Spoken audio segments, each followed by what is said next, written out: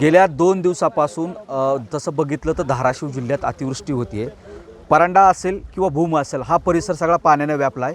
परांड्यात तर वाघेगावान हे जे गाव आहे ते तिथं गावकरी काल रात्रीपासून नाही तर परवाच्या रात्रीपासून अडकलेले आहेत.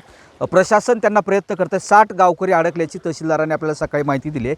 मी आता सोलापूर हद्दीच्या लोहे गाव याच्या सीमेवरती भागात आहे. आपण बघू शकतो की हे जे वाघेगावांना जाण्याचा जो रस्ता आहे तो रस्ताच बंद आहे. परांडा रोडला जो रस्ता जातो वाघेगावांना तो रस्ता बंद आहे. सोलापूर हद्दीवरती काही अंतरावरतीच पलीकडे वाघेगावान आहे.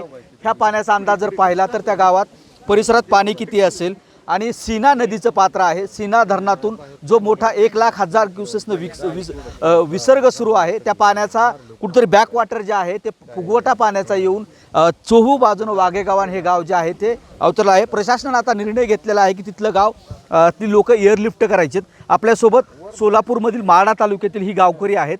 यांनाही पाण्याचा जो आहे तो फटका बसलेला आहे.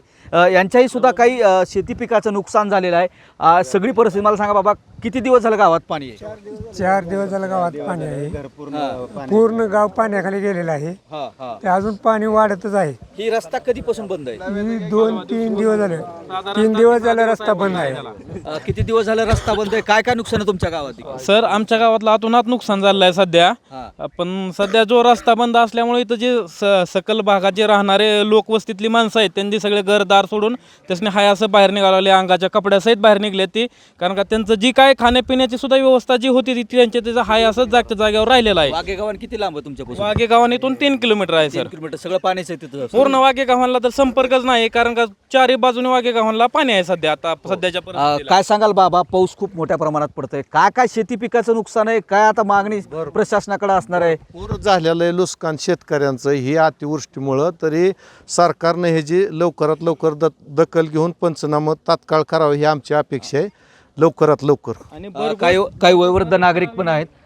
काय काय परिस्थिती सांगा की काय झालंय सांगा थोडं जरा. सध्या घडलं ते सांगा. सध्याची परिस्थिती इतकी भयानक आहे की माझा हा बंगला आहे इथं समोर, पण या बंगल्यामध्ये सुद्धा पाणी गेले. एवढ्या हाईटवर असताना सुद्धा पाणी आता येत गेले. नाही तुम्हाला घरात? काय घरात जाता येत नाही. सगळी रात्रीचं आम्ही काढली बाहेर. त्याची सगळी घरं सुरून राहावं लागतंय.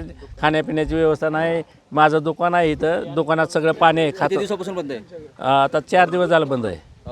4 दिवसापासून बंद असं म्हणतात. काय काय सांगाल, कशी परिस्थिती गावात सांगा की कशी परिस्थिती? पूर आलेला आहे गावात. शेतीचं नुकसान झालेलं आहे. मोटर वगैरे सगळं वाहून गेलेलं आहे. काय परिस्थिती सांगा.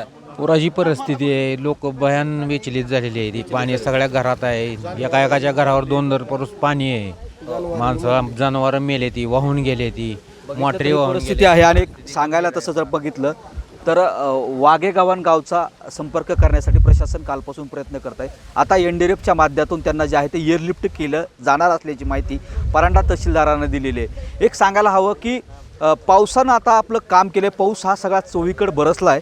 आता जे काम राहिले ते सरकारचं काम राहिलं आणि याच भावना कुठंतरी हे गावकरी व्यक्त करताना दिसत आहेत. आता याचं एअरलिफ्ट होईल. प्रशासन त्यांना बाहेर सुखरूप काढेल त्याच्यासाठी प्रयत्नही करत आहे. मात्र झालेल्या नुकसानीचं काय हा मोठा एक प्रश्न त्या निमित्तानं उपस्थित होतोय. सागर जाधवसह बालाजी निरफळ, न्यूज 18 लोकमत.